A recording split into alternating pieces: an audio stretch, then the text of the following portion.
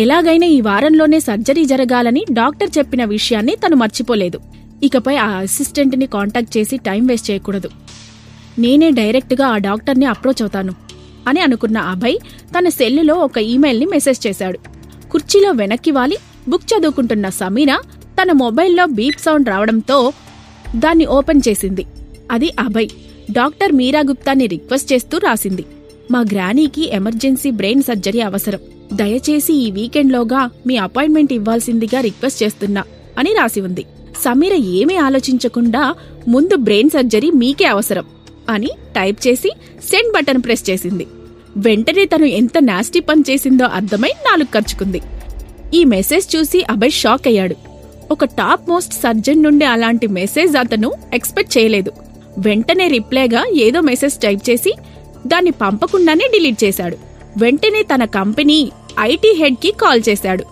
తనకి రిప్లై వచ్చిన mail ID ద్వారా డాక్టర్ మీరా ఎక్కడ ఉందని తెలుసుకుంటే తన ప్రైవేట్ జెట్లో ఆమె దగ్గరికి వెళ్ళొచ్చని ఆలోచించాడు. అయితే అలాంటి ఇన్ఫర్మేషన్ అఫీషియల్ గా తెలుసుకోవడం కష్టమని హ్యాకింగ్ ట్రై చేద్దామని ఆ హెడ్ చెప్పడంతో ఆ పనిని అతనికే అప్పచెప్పాడు అభయ్. అతని నుంచి కాల్ కోసం వెయిట్ చేస్తూ పక్క రూమ్ నుండి కనిపిస్తున్న చెర్రీ వంక చూశాడు. తన చుట్టూ చాలా పుస్తకాలున్నాయి. వాటిని టెన్షన్ గా చదువుతున్నాడు. తన ట్యూషన్ టీచర్స్ వచ్చే టైం దగ్గర పడుతున్న కొద్దీ ఆ చిన్నారిలో కంగారు పెరిగింది. ఇంతలో ఐటీ హెడ్ నుండి అభయ్కి కాల్ వచ్చింది. సార్, హ్యాకర్ ఆ మెయిల్ని ట్రాక్ చేశాడు. అది మీకు చాలా దగ్గరలోనే ఉందంట. కొద్దిసేపట్లో మనకి అన్ని వివరాలు తెలుస్తాయి అని హుషారుగా చెప్పాడు. అది విని అభయ్ చాలా ఎగ్జైట్ అయ్యాడు.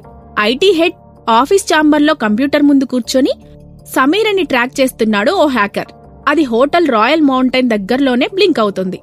కర్సర్తో స్క్రీన్ని మరింత పెద్దది చేసి ఆ బ్లింక్ అవుతున్న ఎగ్జాక్ట్ లొకేషన్ని ట్రేస్ చేయబోయాడు. సడన్ గా ఆ బ్లింక్ స్క్రీన్ పై నుండి మాయమయ్యింది. ఒక్కసారి షాక్ అయిన ఆ హ్యాకర్ తన అటెంప్ట్ ని ఎవరో బ్లాక్ చేశారని గుర్తించాడు.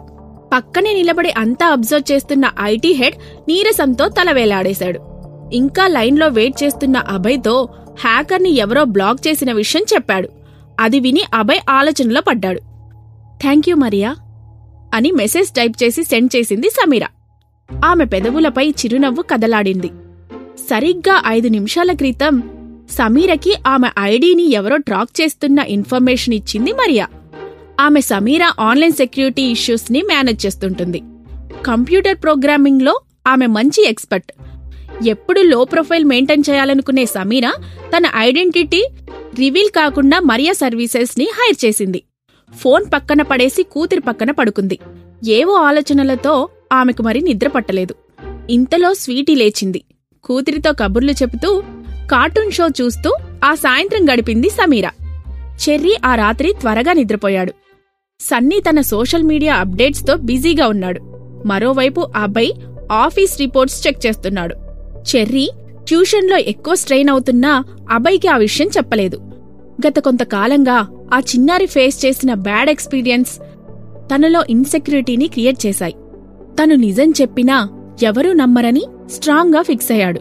అందుకే ఎక్కువ సమయం మౌనంగా ఒంటరిగా ఉంటున్నాడు. ఈ మధ్య చెర్రీ ఎప్పుడో తప్ప ఎక్కువ మాట్లాడకపోవడం అభయ్ గమనించాడు. ఇంతలో ఏదో పీడకల వచ్చినట్టు నిద్రలో మూలుగుతున్నాడు చెర్రీ. అది విని అభయ్, సన్నీ తన బెడ్ దగ్గరకు వచ్చారు.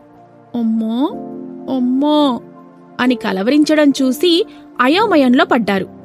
ఏదో తట్టినట్టు అభయ్ని పక్క రూంలోకి తీసుకెళ్లాడు సన్నీ. ఎవరో మన చెర్రీపై మంత్రప్రయోగం చేసుంటారు. అందుకే ఈ మధ్య అదోలా బిహేవ్ చేస్తున్నాడు. ఏదైనా అడిగితే కనీసం ఆన్సర్ కూడా చేయడం లేదు. ట్యూషన్ టీచర్స్ కూడా తను మొద్దులా తయారయ్యాడని కంప్లైంట్ చేస్తున్నారు అని సన్నీ చెప్పడంతో అభయ్లో కోపం ఒక్కసారిగా పెరిగిపోయింది. కాని బ్లాస్ట్ కాకుండా కంట్రోల్ చేసుకున్నాడు. నీ మీద ఆన్లైన్ ప్రభావం ఎక్కువగా ఉన్నట్లుంది. కాస్త నార్మల్ జనాల్లోకి వచ్చి బతకడం నేర్చుకో. ఎంతసేపు ఆ పనికి మాలిన వీడియో గేమ్స్ ఆడడం లేదా ఇలాంటి చెత్త వీడియోలు చూడడం.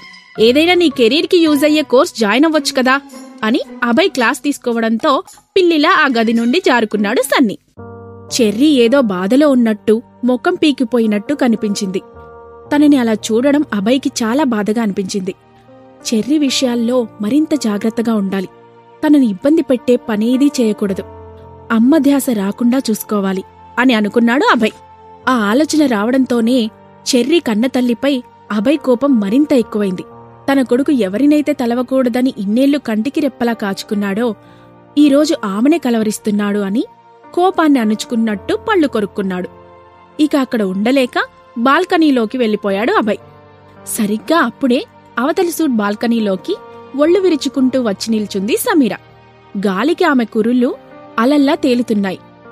అవి ముఖంపై పడుతూ గిలిగింతలు పెడుతుంటే మునివేళ్లతో వాటిని సుతారంగా వెనక్కి తోసింది. ఎవరో తనని అబ్జర్వ్ చేస్తున్నారనిపించింది. తల పక్కకి తిప్పి చూసింది. అక్కడ నిలుచున్న అభయ్ తనని రెప్పవాల్చకుండా చూడడం గమనించింది. అతను టీషర్ట్, షార్ట్స్ వేసుకొని ఉన్నాడు.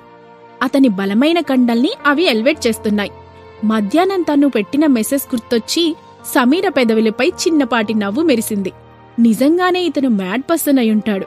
లేకపోతే ఆడదాన్ని ఎప్పుడూ చూడనట్టు కనీసం రెప్పకూడా వేయకుండా గుడ్లు మిటకరించి చూస్తున్నాడు. అయినా ఈ టైంలో ఈ ఎక్స్పోజింగ్ ఏంట్రా బాబు అని అనుకుంది. అక్కడ ఎక్కువసేపు ఉండలేక తిరిగి లోపలికి వెళ్ళిపోయింది. ఆ టైంలో వాతావరణ ప్రభావమో ఏమో కాని సమీరను అలా చూశాక అభయ్లోని కోపం ఒక్కసారిగా తగ్గింది. సమీరనే అభయ్ వెతికే డాక్టర్ అని అతను తెలుసుకుంటాడా? సంజయ్ని సమీర మళ్లీ కలుస్తుందా? ఈ ప్రశ్నలకు సమాధానాలు తెలుసుకోవాలంటే నెక్స్ట్ ఎపిసోడ్ వినాల్సిందే. క్రింద ఇచ్చిన లింక్ ని క్లిక్ చేసి పాకెట్ ఎఫ్ఎం యాప్ ని ఇన్స్టాల్ చేసుకోండి. Stay tune to pocket FM.